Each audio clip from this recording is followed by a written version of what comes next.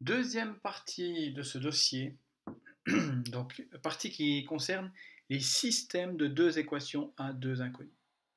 Donc vous allez voir que c'est très très semblable. Vous êtes peut-être même demandé si vous n'aviez pas sous les yeux une copie de la première partie. C'est très semblable. C'est pas beaucoup plus difficile, hein, il arrive même que ce soit même plus facile.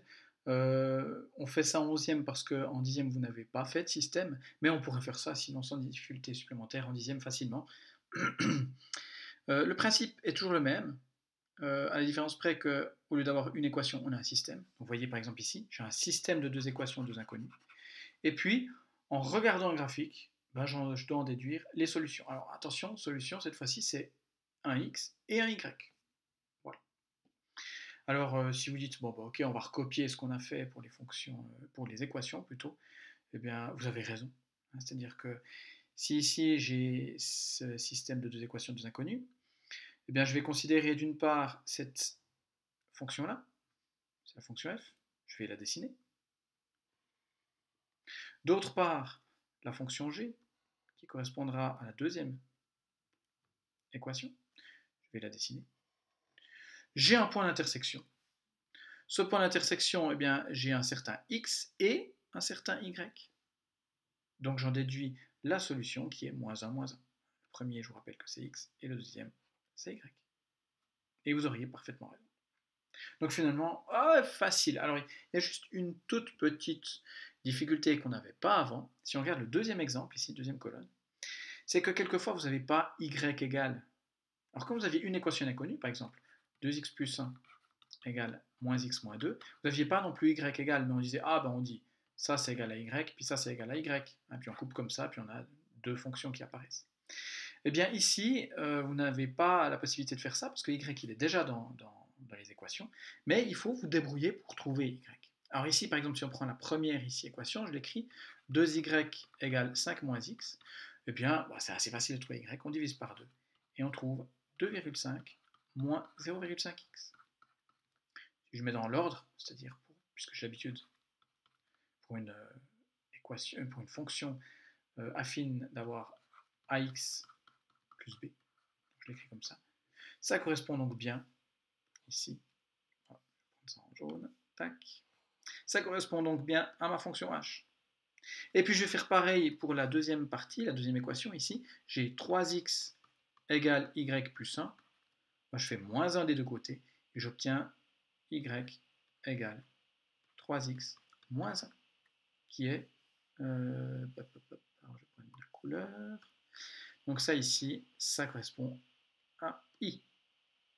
Donc de nouveau, je dessine mes deux courbes, ici mes deux droites. Tac, il y a une intersection. À cette intersection, il y a un certain x qui vaut 1, un certain y qui vaut 2. Donc ma solution, c'est 1, 2. Voilà. Dernier exemple, c'est pareil. Alors, de la première équation ici, si je fais plus y des deux côtés, je trouve y égale 2x plus 1. Donc 2x plus 1, c'est ça ici, hein, y égale 2x plus 1. Et puis, si je regarde la deuxième, alors la deuxième c'est un petit peu plus compliqué, il faut faire plus 12x, il faut faire moins 4, puis il faut diviser par 4, mais dans tous les cas, on retombe sur l'équation, la fonction i ici, y égale 3x moins 1. Je dessine à nouveau, comme toujours, hop là, mes deux courbes. J'ai un point d'intersection, ici, y vaut 5, x vaut 2, donc j'ai le point solution de 5. Voilà, donc on va recopier quasiment ce qu'on avait écrit dans la première partie. Donc c'est là où éventuellement les valeurs, voilà, où les valeurs, alors cette fois-ci c'est plus de x seulement, mais c'est de x et y, puisqu'on a deux équations et donc deux inconnues qu'on trouve, à l'intersection des deux graphes. La seule difficulté supplémentaire, c'est que des fois il faut un tout petit peu travailler pour passer de l'équation à la fonction.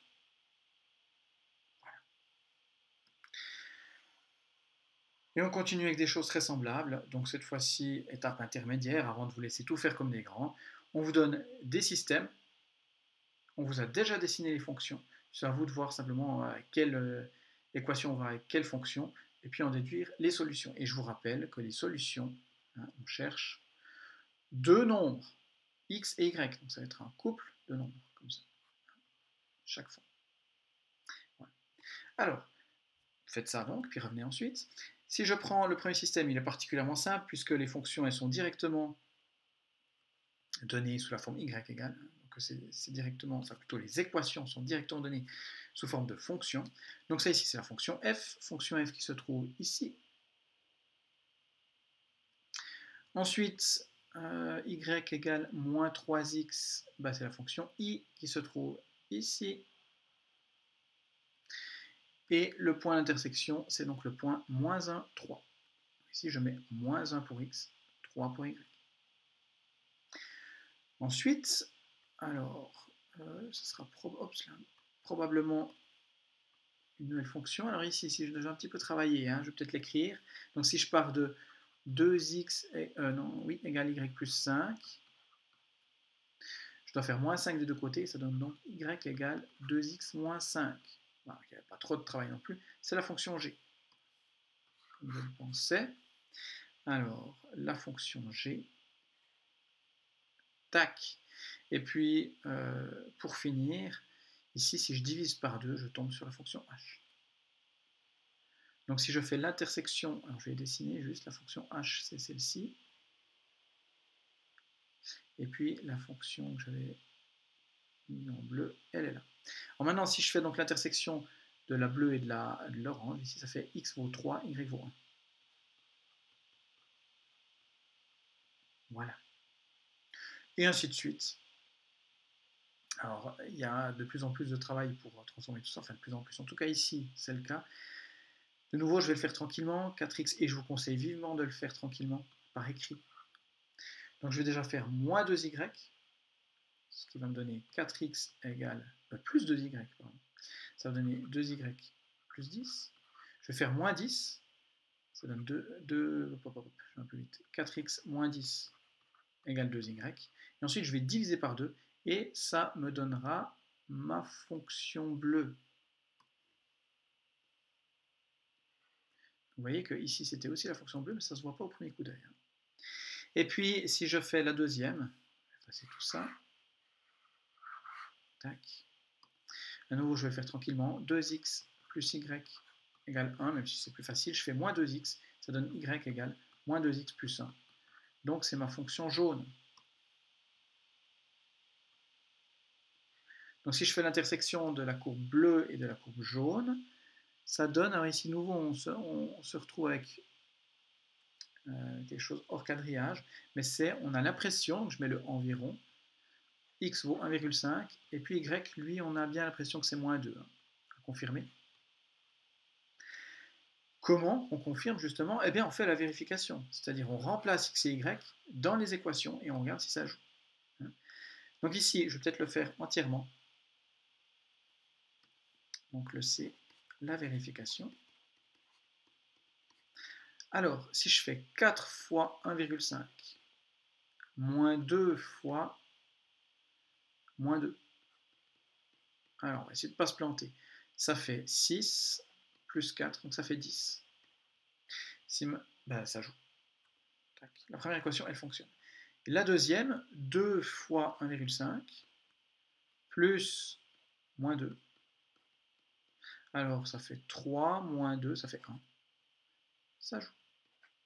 Donc, c'est bien correct. Et je peux enlever le environ. Voilà. Il me reste le dernier système ici. Alors, la première équation, on divise par 2, on trouve la fonction orange. Sauf erreur. Et puis, la deuxième, on change les signes simplement. Et ça donne la fonction verte. Alors, si je regarde vert et orange, ben, ça donne toujours le point moins 1, 3.